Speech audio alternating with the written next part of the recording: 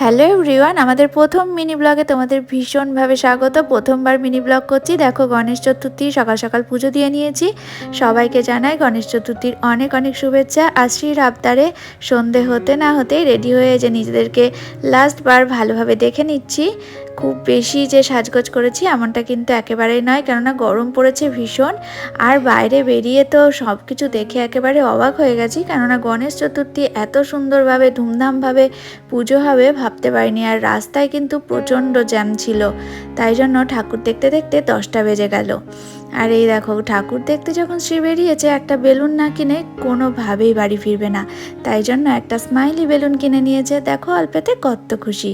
আর সব শেষে বাড়ির কাছের ঠাকুরটা দেখে রাত 10টা বাজে, যেহেতু আমরা খুব তাড়াতাড়ি বাড়ি ফিরে যাব। আজকের মতো ব্লগটা এখানেই শেষ করছি। ভালো লাগলে লাইক শেয়ার কমেন্ট করতে একদমই ভুলে যেও না। চলো সবাই ভালো থেকো, সুস্থ থেকো আর আমাদের সাথে থেকো। টাটা।